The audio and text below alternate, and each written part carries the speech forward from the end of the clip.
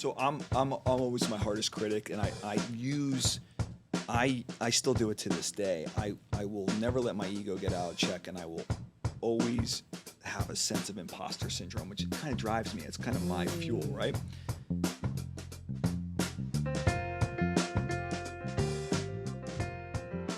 Welcome to Law Meets Life, presented by Pond Lehocky, where conversations go beyond the courtroom and into the people, experiences, and moments that define who we are.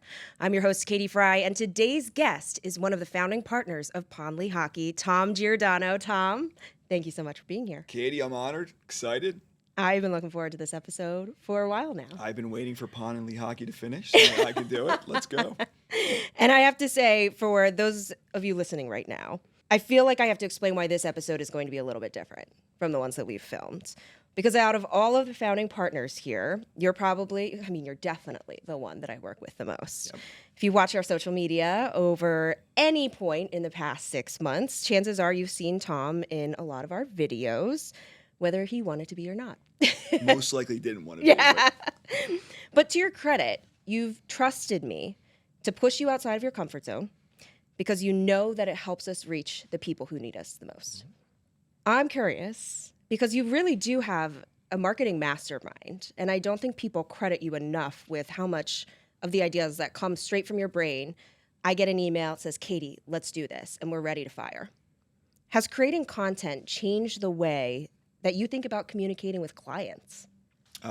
Sure, it has. Well, first off, I think we should probably talk about how it got started, right? Because we didn't have a social media presence, and quite frankly, I felt like it was missing, but I also thought, like, who the hell would want to follow a law firm, right?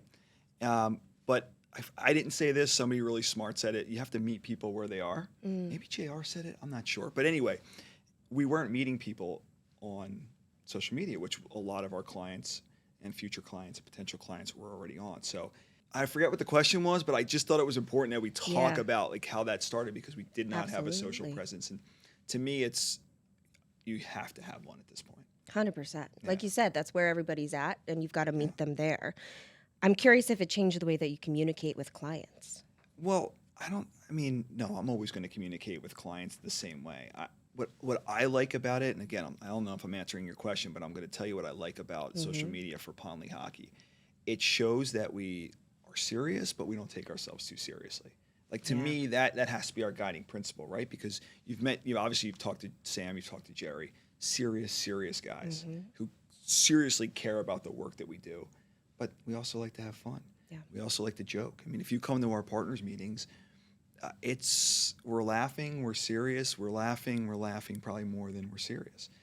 So I think it's important for you to see that there's a human side to us, and I think that probably makes people feel more comfortable using us. Absolutely. And something that has been a recurring theme that I've seen is that sense of family. And when you're with family, yes, there's serious topics, but you can also joke and have fun, because you've been with these guys for how many years now? Wow. It's obviously the firm is 16 years old, so we've been 16 years here. I was a very young lawyer, and I've been with Sam and Jerry since I was 25, so maybe we're talking 21 years now. Oh my gosh. It's a long time. That really is. A long time. Do you ever think about that, just the longevity of being with the same partners for that amount of time? I don't think about that. What I think about is how my life has been shaped by luck. Yeah. Tell me more about that. Sure. So I started out, I was a defense attorney. So like Sam and Jerry, I started out representing the insurance companies, which I wasn't loving. Yeah. But I would see these guys in court. And I'm a sports fan. I'm a Philadelphia fan, true and true. But if you think about, like, baseball, let's use for an example, the Yankee pinstripes, you see them and, like, they're the Yankees, right? Yep. Well, when I would go to court back in my 20s with a really bad jersey blowout and a suit that didn't fit. We'll insert a picture here. I hope there is no picture there. It was brutal. But I would see these guys wearing these pinstripe suits and confidence, control in the courtroom, and it was Sam and Jerry. Wow. And I'm like, I got to work there someday. So I had an opportunity I got an opportunity, I took it. But I think the luck part, and I've said this to other people, I don't know if I've ever said it on video before, but my office was right next to Sam's. I don't know if I'm here with you doing this if my office was anywhere else in that building. Maybe next to Jerry, probably. But I just that one decision of somebody else, whoever the office manager was at the time, putting me there. Maybe it was just the only empty office that was available.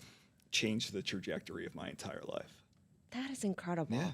And that's something that I've heard from JR as well. It's just being in the right place at the right time and how it can change the whole trajectory of your life. Yeah, totally. Incredible. Yeah, it did. That is so neat.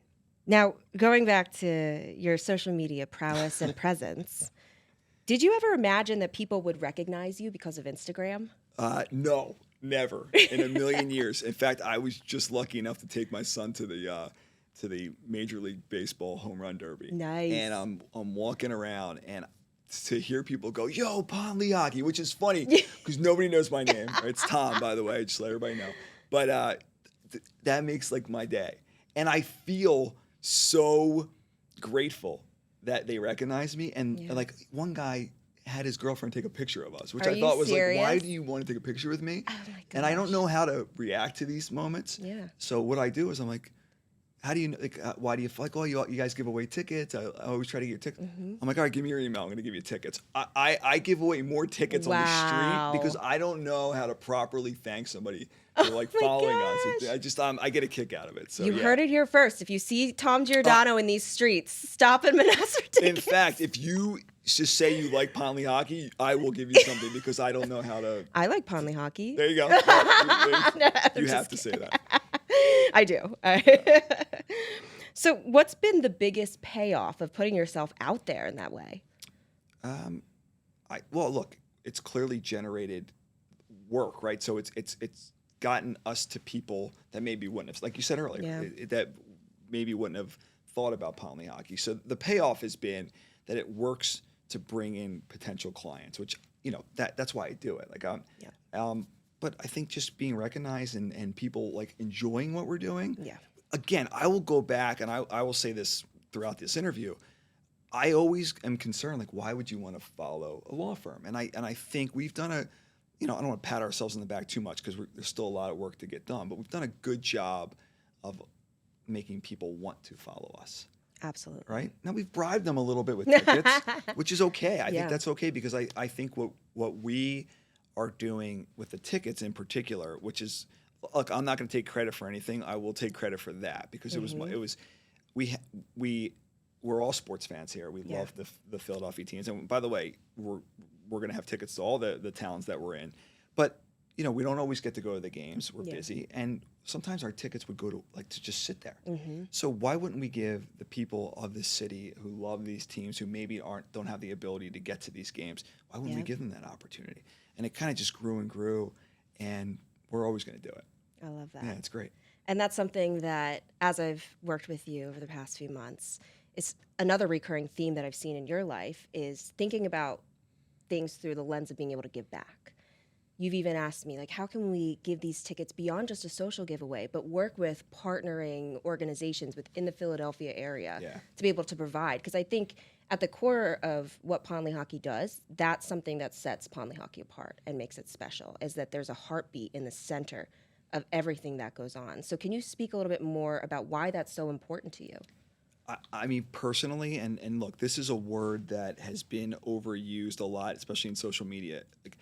I really, truly believe that Sam Pond, Jerry Lehocky, and myself are very, very grateful individuals because we all came from similar backgrounds. I grew up in South Philadelphia and then South Jersey. Jerry from Pittsburgh, obviously Sam from Northeast Philadelphia. We didn't come from a lot of money. And I just think we feel very, very fortunate. I think we worked very hard to get here, but I think we feel very fortunate to be here. I know I do every day. So to be able to give back, to actually have that ability to give back, maybe it's selfish. It just feels really good. And I think it's super important. And I think it's also important if you're going to put your roots in a city or a town or a state that you need to really be all in. And it's not just take. I want to be your lawyer. I want to be your lawyer. No, you have to give back. So it's those kind of competing feelings of being grateful for what we have and wanting to share, but also feeling an obligation to give back to the community that's been so great to us. Absolutely. Yeah. Have you ever had anyone come up to you in public and tell you that they called the firm because they saw one of your videos? No, but what I think even better than that is I've had people come up to me because they've recognized me from the videos and told me how much our firm has helped them or their friend or their family in the past. Wow. So, that's everything. Just to get a story about you guys were awesome. You helped me out. You helped my mom. You helped my sister. You helped whoever. That is the best because that was my favorite part about being a lawyer. It's funny. I'm still a lawyer, everybody.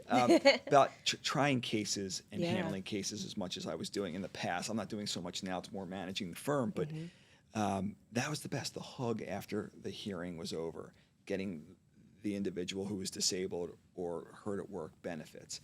Like that, I know it's cliche, but it was the best feeling in the world. Wow. To get paid to do that is awesome. Truly. Highly recommended, people. Wow. Yeah. I'm now considering law school. One thing I've always appreciated about working with you is that even if I pitch an idea that makes you roll your eyes at me at first, which happens a lot. Happened yesterday, I think. It did. Yeah. You are correct. You're always willing to trust the process, though, if you think it may help even just one more person. And you always say that. This gets us one more case. If this helps us reach one more person, then I will put on those sunglasses and dance for you. Yeah. I don't think people see that side of you, though. So how do you balance making that educational content that we talked about while also being approachable and what I like to call edutaining? Edutaining. Well, I think it goes back to what I've said already. Like, I want people to stay with us, right? So I don't think it could just be, let me sit in the classroom and teach you about workers' compensation or Social Security disability or the importance of a contingent fee, which I could do, and I'll be happy to do it. I just don't think that's enough nowadays. I think part of my kind of entire being is I don't think I know everything. In fact, I think sometimes what I like to do is say, okay, I don't know everything about social media. So I think I'm a little older maybe to know what's all the cool things that are happening in social media. So when someone like yourself or our younger interns have an idea, I just have to trust that you have a finger on the pulse of our younger potential clients. So I'll go with it. Again, my balancing act here is I want to have fun, but I don't want to be a clown, right? Yeah. So that's a tough struggle. I always fight with that. Yeah. And then I have my mother, who I love more than anybody, say, Tommy, you're a lawyer. You can't be dancing. I'm like, Mom, I'm just trying to reach more people. I love it. Yeah. I love it. Yeah. Now, I want to talk about one of the biggest moments of your career. We touched on this briefly. Okay. You were still a relatively young attorney when Sam and Jerry approached you about starting a firm together. Yeah. Do you remember that conversation? Oh, I'll never forget that conversation. So Sam Sam just walks into my office one day, and I knew it was happening, but I didn't know anything about the firm, the new firm that they were talking about or thinking about starting. Sam walks into my office and goes, Jerry and I are leaving. Do you want to come? Or we want you to join. I'm going on vacation. I'll see you in a week. Oh. And let me know when I come back. Now, I'm going to tell you a secret. I could have told him right then. I knew I was going to go with Sam. I knew I was going to go with Jerry. No disrespect to the other partners at that firm, but that was my connection. Going back to that luck of having, and you're not asking me this question, but I'm going to tell this story because I want everybody to know it. The thing that Sam did that was changed my life is as he would walk past my office back in the early 2000s, he would invite me to things. I am going to lunch with the doctor. Would you like to come? And the only thing I have ever done right in my career is say yes. Wow. Yes. I have dinner tonight with a union leader. I am going to speak to a union. Do you want to come? And I just would say yes. Now, he never had to ask me. This is the part that I'll always have gratitude.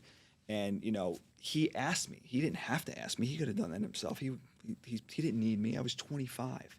I wasn't really offering anything to anybody at that point.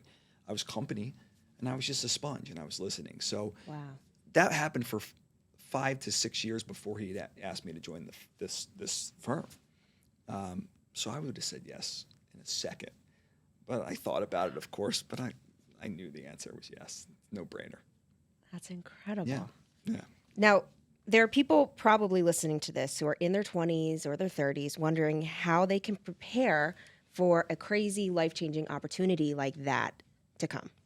Looking back, what do you think you did earlier in your career that made Sam and Jerry believe in you?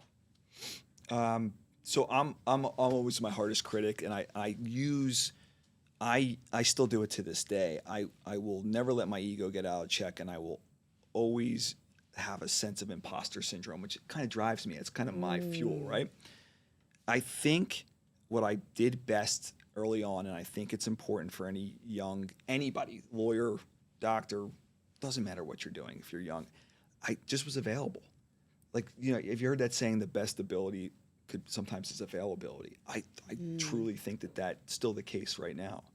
Like, I'm available. I'm willing to say yes. I'm willing to do the things that maybe, look, I was in my early 20s. I think when you're young and you start making a little money, it's natural that you want to go out, you want to maybe have a nice dinner, you want to maybe meet people, go out with your friends. And I think I sacrificed a lot of that because I was out to dinner with my future partners, meeting other professionals, understanding how this business works. And I was available. I said yes. And I think that's the best thing I did. I said yes. And I try to keep that mentality to this day. If there's a union meeting that somebody needs to go to, I'll go. That's how I feel like I bring value, is by being here, being available, doing the things that, are not always the easiest thing to do, but you have to do them. Yeah. Something you mentioned that I think will resonate with a lot of people is imposter syndrome. And it's something I know I've felt in my life. I know my friends and my family have felt that. And it's kind of amazing to me to hear Tom Giordano, this extremely successful lawyer and now partner and this person who runs an incredibly successful business, also has that. Can you tell me a little bit more about that feeling and how you use it to drive you instead of deter you from greatness? So I love to be a sponge, and when I hear great things, I try to live them and adopt them. So I did not come up with this, but I think it might have been Jimmy Iovine, who was this famous producer, one of the co-creators of Beats. He did this podcast, or he did this show on HBO once, and he said he almost uses that as a tailwind, right, to push him. So I use imposter syndrome to, number one, keep me grounded, because I do think one of the biggest problems a lot of people have is ego. Yeah. I think it ruins businesses. I think it ruins marriages. I think it ruins partnerships. Yeah. So I always want to keep my ego in check. And I also always I need to be motivated to feel a certain way. My motivation, and I know, which is funny because Sam Pond is probably he's all about positivity, being positive. You believe it, it's going to come. And I believe that. I actually believe that in my heart. But sometimes for me to motivate myself, I need to feel like I'm a little less than, so I can push myself to be more than. And that's how I use imposter syndrome. But I also think what's cool about getting old, and there's not many things about getting old that are cool, but you start to know yourself a little bit more. And you cut the BS. So I can pretend to you that I have no insecurities and I don't feel imposter syndrome, but I do. And it motivates me, and I'm okay to share it because I think it's real. That honesty is, I truly believe, what makes you connect to our audience. You are so real, you are so humble, but you also use these things that other people can see as a deterrent or an insecurity to propel you. And I think that that's one of your superpowers. No, thanks. So what did it mean to you to have your name on the door here at 25 years old? 30. 30? Oh my gosh. So it meant everything. But look, let's also talk about the elephant in the room, right? So, and this is good for ego. So I'm a named partner of this firm, and it's Pond Lehocky. But I feel like Pond Lehocky, it's my firm too, right?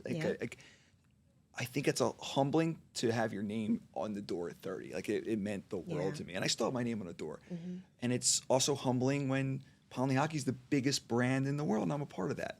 So look, that again, Sam and Jerry did not have to give me that opportunity 16 years ago, and they did. They believed in me, and I look at my life as I'm in repayment mode every day because of that.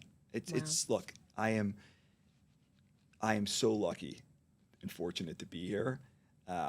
There's no way I could have done it on my own. And I think that goes back to the ego game, right? Yeah. Like, I think there's a lot of people who come into, and I'll just use law firms as an example. And we get success and your ego, like, oh, this is because of me. It's not, it's because of all of us. Yep. It's because of Pond Lehocky, myself, but it's also because of our managers, our staff. Like to get to this level of success, there's never one or two or three or even 10 people. It's everybody. You just can't forget that. Takes a village. It takes a village, but a lot of people forget it. I try never to. So one of the things that Sam and Jerry entrusted you with was building the Social Security Department. At the time, from my understanding, it was just you. Yep. Maybe like a few other people, Kajal, but it really was just you to start. Today, it's helped tens of thousands of people across all 50 states. Yeah. When you look back, could you have ever imagined? No, I mean, you have to understand, when I first started handling these cases, I had at most a few hundred. And we started the firm in 2010. I think I might have had 500 clients, which is fantastic. Wow, I'll take 500 clients any day of the week. By 2013, 2014, we had 25,000 active files, active clients throughout the country in all 50 states. I mean, it was... Wow. No. So the answer to your question is I had no imagination that it could get that big. But the fact that we've helped, I think the number now is closer to 75,000 Americans get disability benefits. It is a joy of my life. I'm so proud of it. And we built it. And I think the success of the Social Security Disability Department has spurred the growth of the firm in all aspects. So in a way, me and I think the CEO, Pond Lehocky, who was my intern back in 2011. Are you serious? Oh my God, he was my intern. He was great. I did not know that. Oh yeah, it was fan. Wow. To see. That's awesome. I know we're not supposed to talk about all this stuff, but watching the growth of individuals who started out either as interns or much lower positions who are now running the firm, like I don't sit back enough and just like think about how incredible that is, but it's incredible. So yeah, Pond Lehocky, who's Jerry's nephew. Jerry said, my nephew just graduated college. He needs a job. Give him something. And I'm like, here we go. Fine, I'll give him a job. Yeah. And he did the job in like 10 seconds that I thought was going to take him the entire summer. I'm like, all right, this kid's got something. Wow. And, he just kept growing with me. And I really credit, look, there's a lot of people behind the scenes to get Pond Lehocky's disability department that big. But it was Sean and his young, energetic mind that really allowed us to grow too. So it's been incredible. That's amazing. Yeah. And for those listening, the marketing team sits on the same floor as Social Security Disability. Yep. And even in my past 5 months, I keep seeing desks being filled up because that department just keeps growing exponentially. It's amazing. Because think about it, there's so many people out there that don't even know about this program. So again, we're educating, we're trying to grow it, but I suspect that this entire floor will be taken up by Social Security disability members soon enough. You better make room for me on the we will, on we your will. floor. And we'll definitely talk more about Social Security disability.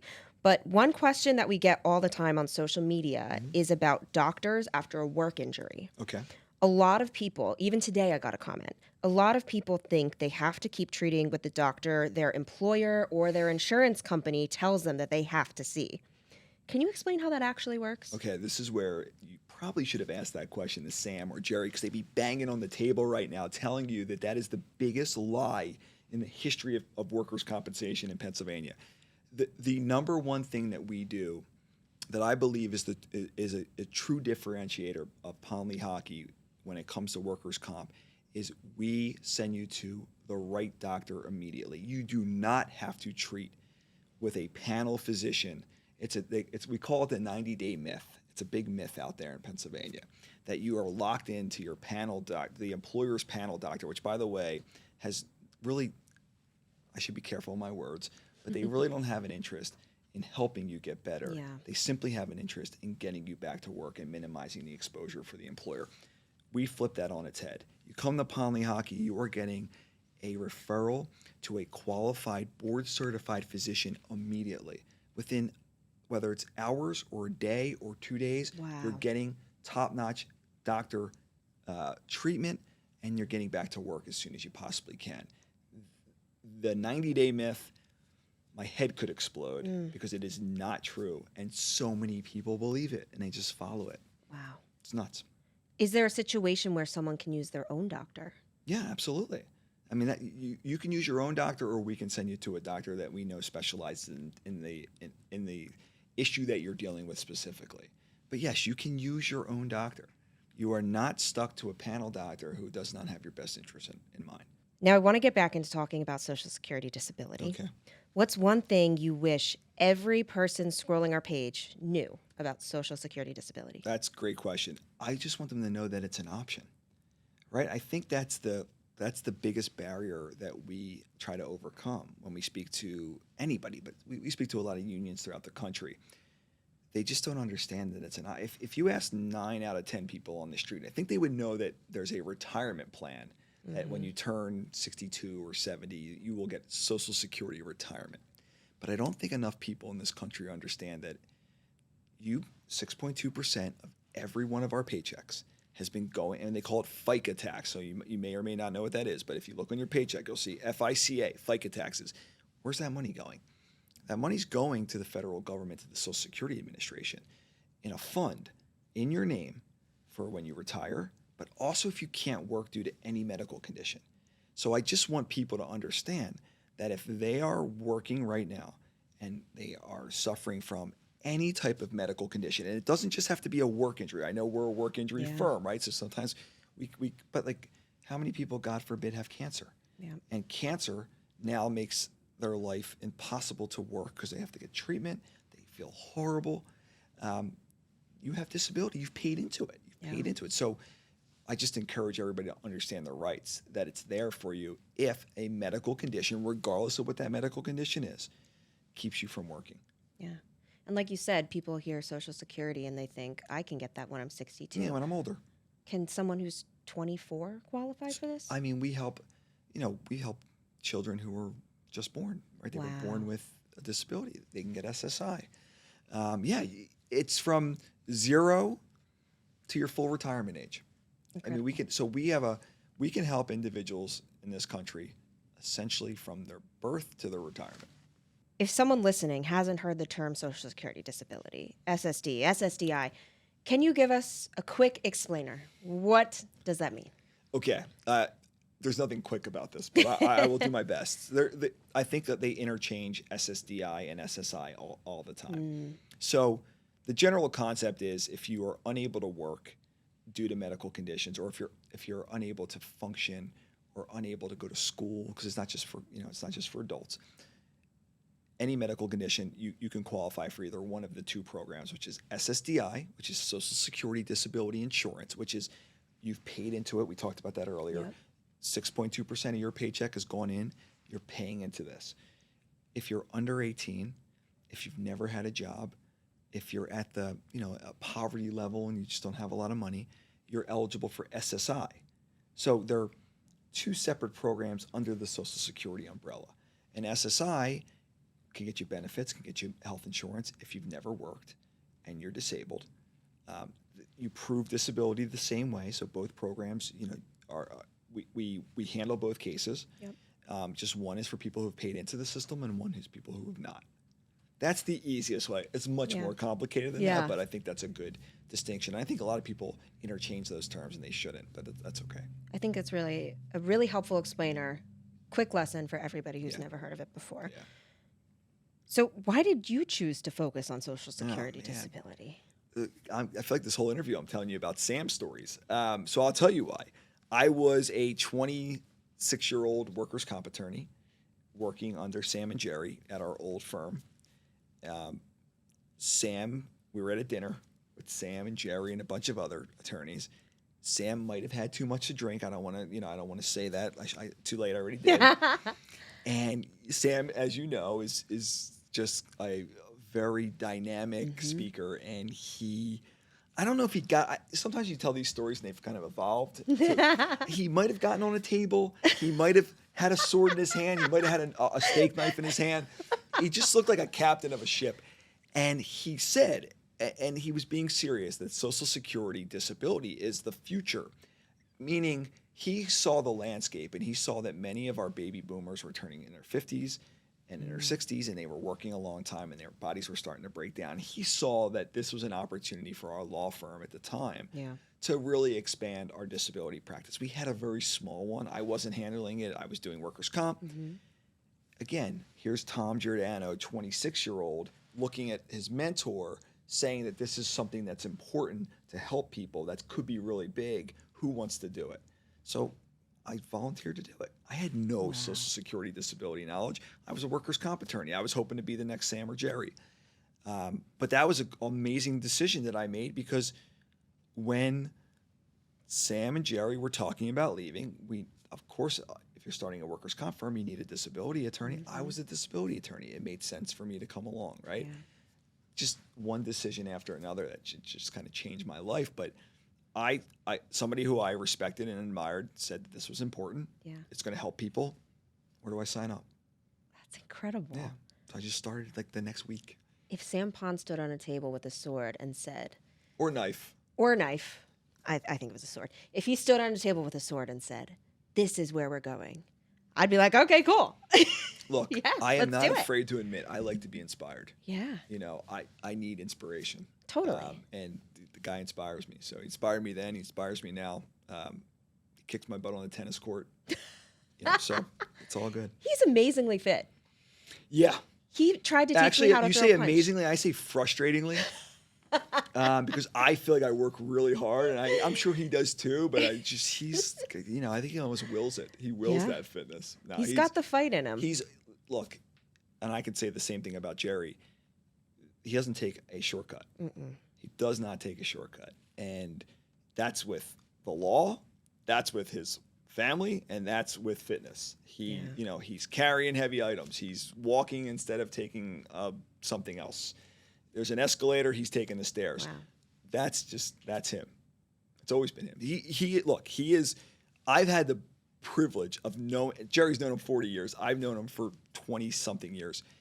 He is authentic. Like, he practices what he preaches. Because I'm on Instagram, I'm seeing all these people who are experts, and they're telling me to do this and be grateful and to get sunlight, and I'm following all of it. But he's been doing it for his whole career, so he lives it. Yeah, it's me. What keeps you passionate about this work all these years later? I said it earlier, I'll say it again. I would tell everybody out there to find a job that gives you the satisfaction that this job gives me, right? And it gives my partners. We are helping people every day.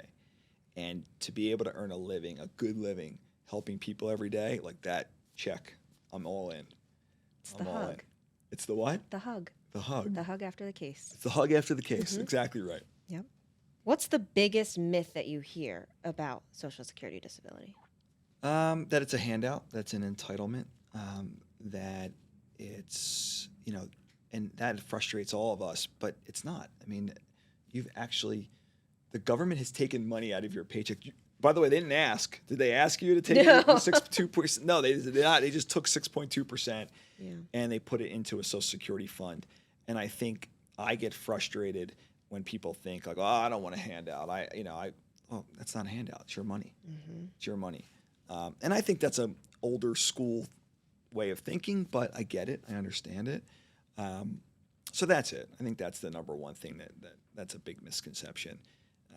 And I also, I get frustrated when people judge somebody's disability based upon outward appearance, right? I mean, one of the things that we've helped, as I said, 75,000 people maybe get disability throughout the country. A lot of that is mental health. A lot of that, the person, looks as fine as in the outside as anybody, but inside there's a real struggle there. So, I don't like that. Well, that person's not disabled. Why? Because they're not in a wheelchair? That's not necessarily a fair assessment of anybody's disability. Sure. Something that I've heard a lot over time is that initial claims get denied. Can you tell me why that is? Okay, I don't know this for fact. I have some thoughts. The cynic in me and I'm not a very cynical person, but the cynic in me thinks that the Social Security Administration is denying people so that they don't keep going. Again, I don't know that to be true, but the statistics show me that 70% of people get denied on the first try. 70%. So 10 people apply, 7 people are getting rejected. Are you kidding? Now, of those 7 people who get rejected, about half of them will just quit. Wow. So there's a little bit of cynicism there where I think maybe the government's trying to just dissuade people from wanting to go forward. Well, sure, when you look at the numbers. I think part of that 7 out of 10 is maybe they're trying to do it on their own, which you can. And again, I don't want to, this is going to sound self-serving, but that's not a process to necessarily do on your own, especially if you're disabled and sick and in pain. And it's a lot of forms that you don't necessarily need to fill out. So there's probably a few more reasons. Maybe some people are not understanding the system, and maybe they have a less severe injury that they think can get disability for. Look, the program was designed for people who are either out of work and they won't be back to work for 12 months, or they're just never going to get back to work. Yeah. So they certainly don't want you to apply if you broke your ankle. I'm not suggesting that a broken ankle isn't a severely painful thing to deal with, but it might not necessarily make you disabled from the work that you were doing. So I think part of it is maybe they don't understand what they're applying for, but I think I'm going to stick to my original answer, and I just think sometimes the government's trying to dissuade you from going forward. Especially if they can go from 100% down to 30%. Yeah. Of Can I give people. a unsolicited PSA? Absolutely. Again, I don't care if they use. I want them to use Pond Lehocky, of course, but if you get denied on your initial application from Social Security, appeal it. Appeal it, appeal it, appeal it. Do not start over. Do not throw your hands up. You have to appeal that decision. Cannot accept it. Do you know how long you have to appeal? You have 60 days. You have 60 days to appeal. Okay. And in my mind, I would think I've got to go start back at square one. I've got to reapply. And so many people do. Wow. And then they potentially lose money. They lose time because it's a process.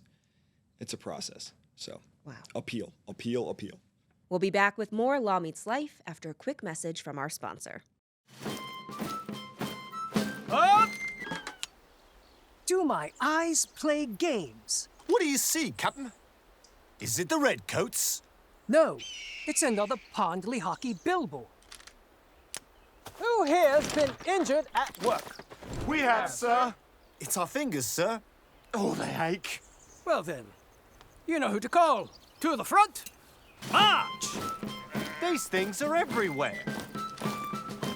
We're back with Tom Giordano, founding partner of Pond Lehocky. So, Tom, something that's very timely, it literally just came across my desk today. Okay. There was a client who received some sort of AI-generated text message, which we're assuming the opposition sent to their phone to try to get information from this person. What are your thoughts on the use of AI and technology from the other side of the aisle? Because we use it for good. Correct. We use AI, we leverage technology to better reach our customers, better reach our clients, better represent them.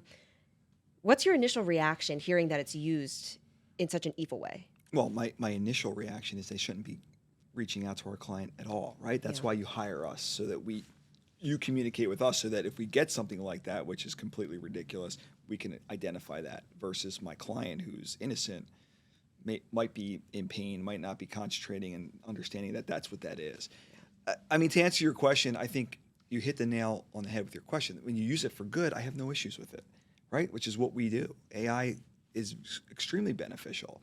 It helps us in a lot of different ways. But when it's used to deceive or defraud an innocent client who, again, is dealing with 100 other things, I have a real big problem with that.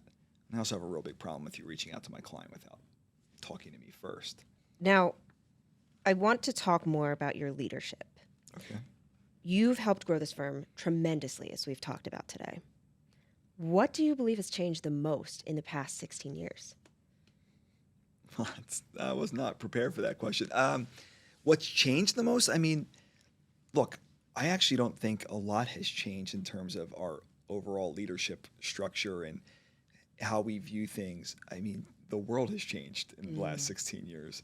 You talked about AI. I mean, that has been completely 1,000 miles an hour, and we're just doing our best to try to figure out how we can use AI to enhance the things that we do.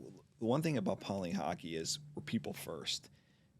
We don't want AI to replace people. We want AI to make people better, right? We want AI to be there to make your job easier and to make you do things that are important to our clients' ultimate success. Waiting on hold for medical records, waiting on hold with an insurance company, those are not, waiting on hold with Social Security, those are not things that I want any high-paid, highly intelligent person to be doing. It's just a complete waste of time. We could be spending that time better. So, that's one thing. But look, we haven't really changed. And I think that's what makes this place special. Yeah. I think we knew that we'd be successful. And I guess that goes to Sam and Jerry's kind of just believing. We believe. I think the key is just not forgetting where you came from, not forgetting the reason why we're here, not losing sight of the things that matter the most to us. And it's all kind of just worked out well. Let's talk more about where you came from. Okay. Is this true that you were born in a row home in South Philly? I was born in South Philadelphia. I lived there for 10 years. Loved every second of it. When my parents, I had no choice in the matter. I would have stayed there forever. They said we're moving to South Jersey. I said, okay. I didn't want to. My grandparents still lived in Philly. I came back every weekend because I wanted to be in Philly. Wow. But I think moving to the suburbs, and I moved to a place, Cherry Hill, New Jersey, that had a lot of professionals. And I think living in the city for the first 10 years of my life shaped me in a way that made me more independent, a little street smart. Mm-hmm. And then moving to South Jersey into a community like Cherry Hill made me realize that, okay, being a professional is something that maybe I want to do. Being surrounded by people who have been successful is not that I wasn't surrounded by people with success in Philadelphia. It's just different. Yeah. I grew up in the city and the suburbs. I enjoyed both of my time, and I think it shaped the person I am today. Yeah. So, switching to your fabulous family. Okay. Your husband and a father of 4 beautiful children. Thank you. How's becoming a dad changed you? Oh man, this is gonna sound really cheesy, but I don't think I understood what true love was until I had children. That has been the biggest change for me. Now, let me tell you something. My house is insane. My children, God bless them, I love them. They're great, but they're nuts sometimes, and it's really stressful. But to be a father, I think, is the greatest thing that's ever happened to me. What's their age range? I have a teenager now. I can't believe I have a teenager now. Are you serious? I mean, we're working with some teenagers here. That's how old wow. I feel. I have a teenager, 13. I have a 10-year-old, and I have twin 8-year-olds. Oh my gosh! And then I have 2 dogs. So it's just a chaos. My wife, God bless her. I mean, she's a saint. She deals with that because I'm here. I'm working. Yeah. We're shout out networking. Mrs. Giordano. Yeah, shout out Stephanie. She's awesome. But it's fantastic. I have a sister, right? So I come from a smaller family. To have 4 kids, it's wow. It's incredible and insane. I was going to say both those words. It's incredible and insane. Were you the older brother or the younger brother? I was an accident. My parents finally admitted that at one point. My sister's 8 years older than me. So, oh, really? Yeah. Wow. Yeah. What do your kids think that you do all day? Film TikToks and Instagram, and they think it's great. They think my job is. I mean, that's fine. That's okay. Yeah. I tell them I help people, but I don't necessarily know if they understand the breadth of it. But look, they're proud of me. They're proud of this firm. They call Sam and Jerry Uncle Sam, Uncle Jerry. It really. Again, I want to avoid the cliches here, but we are a family. Yeah. And that is something that I really just treasure. You showed me the cutest picture the other day, and it was your daughter and her best friend dressing up like they were Sam and you in a commercial. Yep. So can you tell me a little bit more about what that looks like when you get home? Because our show is Law Meets Life. And for everyone we've talked to so far that works at this firm, it's the same answer. Law is life. There's no, I come home, it's different. Like, their families are a part of this too, and they're as excited as we are about these successes. What does it mean to you to see your daughter just pretending to be you when you come home? It's really cute, and it makes me laugh and smile. And she'll do a commercial. She'll be like, injured at work, call Pond Lehocky. And she's very expressive. You know her, so she's got an amazing expressive face. It's great. It's fantastic. Yeah. But look, I think you're alluding to Law Meets Life, and I will tell you that the law really gave me a great life. Yeah. And I can't forget that. I'll never forget it. That's fantastic. Yeah. Now, I know your kids watch your videos. Mm-hmm. Do they think that you're cool? Well, I don't think I'm cool. So, and I swear to God, but I don't know how you think that, Tom. Yeah, I don't know. But do they think I'm cool? I bet you I think my 13-year-old doesn't think I'm that cool. Although I try to tell him I'm cool. I'm like, come on, man, I'm cool.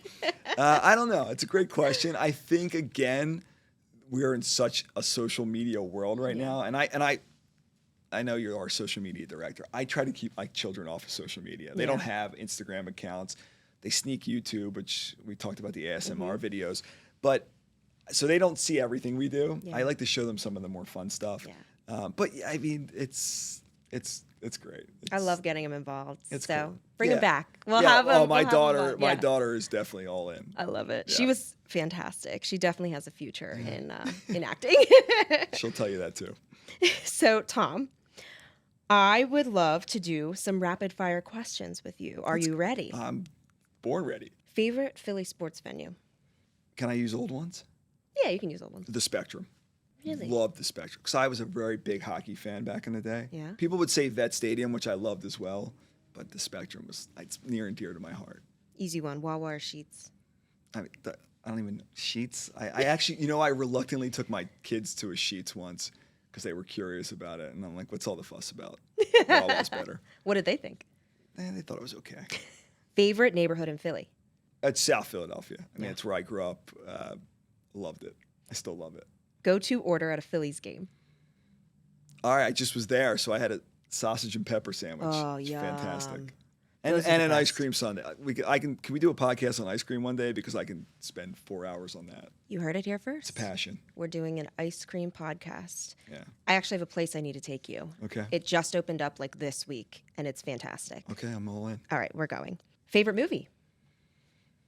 Oh, it's so tough. I think the movie that probably has resonated the most with me throughout my life is The Godfather. My father had me watching it at a very young age, and as I gotten older and I realized all the life lessons that it teaches you, I think it's just maybe the most perfect film ever made. Favorite singer? All right. So my hero growing up, it's going to sound very odd, is Frank Sinatra. I think that's fantastic. So he just, to me, that's another podcast we could do on Frank Sinatra. Yeah. But so Frank Sinatra would be my favorite singer, but I like bands, and I like younger people too, not just old Italian lounge singers. No, I was about to say some of my favorite singers are Tony Bennett. I met him. Shut the front door. You did not meet Tony Bennett. I met Tony Bennett. It was one of the highlights of my life. Are you kidding me? Yeah, because I love him. I do have a photo. I have a great love photo. Tony Bennett. Yeah. One of my favorite albums of all time is Tony Bennett and Lady Gaga. Yeah. And I actually traveled to Vegas to see Lady Gaga sing jazz because to me, like, jazz is the epitome of music. Mm-hmm. If you can be a pop singer, but I can also hear you singing a good old jazz classic, like, that to me is like, you're a good singer. Yep. Oh my gosh. Okay, I have to see this picture of you and Tony Bennett. Sure. Like, biggest regret of my life is not seeing him perform live before he passed. So I saw him twice. Oh my gosh. And he was in his probably 70s when I saw him. Wow. And he was amazing. And Incredible. Sharp, when it came to his singing, even down to the last day, like, that is what carried him through, and I think that's beautiful. And what a lot of people don't know, and I haven't done this yet, but it's on my bucket list, is he was a painter. Yes. And I need to get a Tony Bennett original at some point in my gosh. life and put it right in my office. I'm going to get it, just a matter of when. That would be amazing. Too many kids right now. Morning person or night owl? Morning, always, 5 a.m. Yeah, since I started. like working. I've been up at 5:02. 2 is my favorite number, so my alarm is set. I fall asleep very early. Are you a routine person? Somewhat, yeah. Yeah. Yeah. Like 5:02, and then I do a And certain- coffee, a lot of coffee, a ton of coffee throughout the day. It's the only way I survive. Coffee order? Double espresso. Okay. One word your kids would use to describe you. I hope loving. Yeah, I hope. I think so. I like that one. One word your coworkers would use to describe you. I don't know. That's good. Thoughtful. Yeah, I agree with that. All right, thanks. Now, let me pull up my phone really quickly. Okay. Because before we wrap up, I just wanted to share with you a few comments that people have left on our videos. Okay. Oh God. By the way, I don't read them Good. because I did once, and somebody said something really mean, and I felt like horrible for an entire weekend. I'm like, I'm never doing this again. It's the first rule in putting your face on something. I didn't you know can't that. read the comments. I didn't know that. Okay. I might have been drinking too that night. But ever since I started working here, Okay. every time I see a comment about you, I screenshot it and I put it in a little folder. Oh wow. So I wanted to read some of them to you now. First one, 3 fire emojis. Okay. And my lawyer. I like that. Well said, Tom. Okay. Someone called you a saint. Oh wow. Someone said, okay, it has been years, but I fell 20 feet at work, and workers' comp really did take care of me because the hospital bills and the settlement, I couldn't do it. I highly recommend seeking Pond Lehocky. Wow. See that is why we do this. That it makes. Thank you. There's a video of you where you're explaining Social Security disability benefits, and someone said, I wish I would have known that. Yeah. Someone said, call this man right away. Believe him. Your employer does not care at all about you. You are just a number on the job. Wow. Okay. And another person said, young Nicolas Cage saving lives. I used to work at an Italian restaurant all through high school, and the older ladies would always say I look like Nicolas Cage. And by the way, I never took that as a compliment, even though I love him. But I'll take it. I can see it. I think it's a compliment. I can see it. I can see Him it. at what's it? National Treasure? Yeah. He's a He's a looker. fantastic Yeah, guy. And he's yeah. Italian, so Exactly. it's fine. Yeah. But when you hear comments like that, what does it mean to know that something as simple as a 30-second video can genuinely help someone? Yeah. I mean, that's why this medium is amazing. That's why we're going to keep doing it. Yeah. Yeah. That's why we do it. It's fantastic. Tom, the name of this podcast is The Law Meets Life. When you hear that phrase, what does it mean to you? I mean, it means a lot of things to me, but I think something I may have said earlier is the law has really given me a great life.